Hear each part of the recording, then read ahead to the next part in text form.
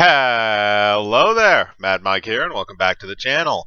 And today we're going to be going over some news that has come out of Hasbro, and that's that in addition to the Dungeons and Dragons movie that is currently in pre-production that I reported on, I think, about 6 months ago, there is also going to be a live-action television series that is going to be in production. Now, before I actually get to the whole part about this, where there's not actually too much to this; it's mostly speculation. But before I get to that, I'd like to remind everybody that tomorrow evening and all the way up until midnight, we'll be doing our movie marathon on my channel. As I said before, it's going to be a cast, and I explained that cast is a program. You can download it for free, and you can come and watch the movie with us. If you want further explanation of that, you can hop in the chat on tomorrow at probably around 5 or 6 when we go on, and we can go over it then. Because we'll do that before the stream. We're also going to be doing 4 individual streams of those films. We're not going to be doing one long stream, so we're going to have 4 different notifications. So if you don't want to watch one of the films, you can pop in for another one. But now let's get to the actual announcement itself. Now, they haven't given any pertinent terms. They haven't stated what this series is going to be in terms of a tone. They haven't stated who is going to be directing, starring, any of that stuff. We just know that it is going to be in development alongside the current film. Now, we also don't know if this is going to be in the same universe as the film. Now, that's kind of the good thing about Dungeons and Dragons in a sense, is that you can stick with the lore, which I think the show and probably the movie probably would. I think they'll probably stick with the main lore that Wizards of the Coast has for 5e or I think 5e is the current generation or the current edition, so they'd probably stick with whatever that lore happens to do. But you can also branch out from that because a lot of people play with homebrew rules. I play with homebrew rules and settings and stuff like that. I don't necessarily follow the book very closely aside from the rule base. So you can do a lot of things with that. In addition to that, there's so many different things you can do in Dungeons and Dragons. You can do anything you want. Almost anything you want, especially if you're a magic character. You can almost literally do everything you want. One of the campaigns I'm running right now has a flying gnome. So, I mean, there are so many different things you could do with this series that it's almost hard to speculate on some of the things that you might see. I mean, you'll probably see some of the mainstay stuff. You'll see somebody use magic missile. You'll see, people with various kinds of armors and stuff like that. You'll see some of the classic monsters and creatures from Dungeons and Dragons. They may have to change a couple of things up in regards to orcs and certain things like that. But for the most part, I think that they're probably going to try and keep it as close as possible, since Hasbro has had a better track record lately in trying to revamp their properties with stuff like Bumblebee, and the Snake Eyes movie is actually looking fairly good right now, although we've yet to actually enter principal for regular production on that. But that's the other thing too, is that I think Dungeons and Dragons ultimately works better as a television series, because let's be honest here. I mean, we've all played one-shot campaigns. I think for anybody here that's actually played Dungeons and Dragons, we've all played one-shot campaigns. I've done a few of them. A lot of my friends have done them. So I've played in a bunch of them. So, you can do that if you want. You could do like an anthology series where each episode is a different story from this fantasy world. Maybe you touch on them again later on. Maybe you don't. Or you can do one continuous story where you can develop those characters along the way. And really, it gives you kind of a blank slate to do a fantasy story, which is what a lot of places are looking for right now. Like I said, because of the Game of Thrones gap. That's why The Witcher is becoming very popular, even though I do like that show. I equate some of its popularity to its similarity, at least in tone and visuals, to Game of Thrones. So you have that, which is also coming out with season 2.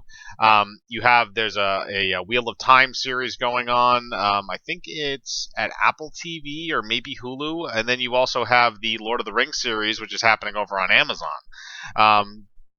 So I believe it's Amazon.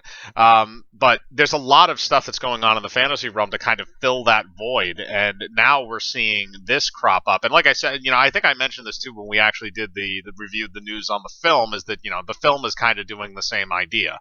The difference is that fantasy seems to do a lot better, especially in recent times, on television rather than it does in the movie theater. There's not a lot of what I would consider straight fantasy films that are being put into theaters right now. Well, not right now, you know what I mean, within the last few years, that have done particularly well. If anybody can name some for me, feel free. Just from recent memory, I'm not saying there's definitely been fantasy films that have made a buttload of money. That's not out of the ordinary. But recently, I'm saying they've gravitated more towards the small screen. So I think that would be better. I think you could expand on the characters more. I think you could explore the powers and stuff a lot more because you can only fit so much into something like a 2-hour film. And maybe they'll use the film as a jumping off point too, because again, these are both coming out of Hasbro, and presumably they might be in the same universe. I know a lot of companies are trying to do the shared universe thing right now because of the whole MCU deal, trying to make money off of that type of a business model. But if you're going to do that, if you're going to have something connected, I think that might be interesting, depending on how good the movie turns out to be. Again, we've gotten Dungeons and Dragons movies in the past, and they haven't been particularly good for the most part. So that would be interesting. And I think the other thing, too, is that I'm very curious to see who they're going to get to write this, because I think if you get people that are very familiar with the lore of Dungeons and Dragons, I think you have a much better chance of getting a better product out of this, because it's going to be people that are not only going to be able to tell a very good story, but they're also going to be able to convey that story to people that are hardcore fans, people that have played for years and years and years, and people that love the game. And maybe they'll throw a couple little meta jabs in there, because everybody has to have those these days. Throw a couple jabs at 4th edition. I think it deserves it. But the point is that other than the announcement of it, we really don't know a whole lot. Like I said, a lot of this is mainly speculation on my part. Just because I do enjoy Dungeons and Dragons. I have a series on here for it called D&D Night. If any of you want to go check that out as well.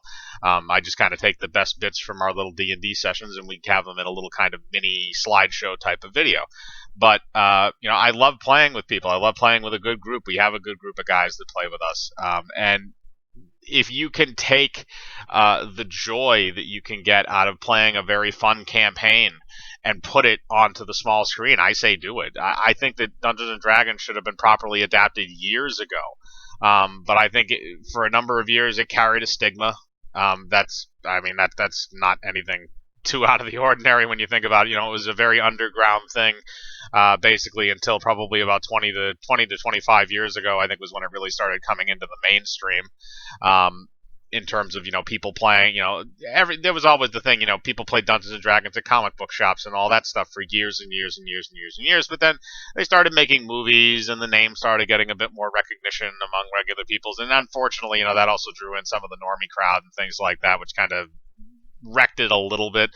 But at the same time, it's a property that I think deserves the respect that you would give to something like a Lord of the Rings, or something like a I don't know why I'm drawing necessarily a blank on this, but a Lord of the Rings, or I wouldn't say King Arthur, because that actually deserves a lot more respect than Dungeons and Dragons. But in terms of a fantasy franchise, I'm just saying, put it up there. It's up there on an echelon with a lot of other really great works of fantasy. But that's just kind of my opinion on this whole announcement. But I want to know yours. Would you want to see a Dungeons and Dragons television series? Would you like it to be live action or maybe animated? I didn't discuss that, but that would also be an interesting thing if they decided to do an animated series and it didn't suck. What type of series would you like to see, if any? And do you play? Do you like to play? What are some of your favorite D&D thoughts? Put those in the comments below. As usual, I like to read them. Hit the bell for notifications. Hit the like button. Subscribe, and remember, I live my life free of compromise. Do you?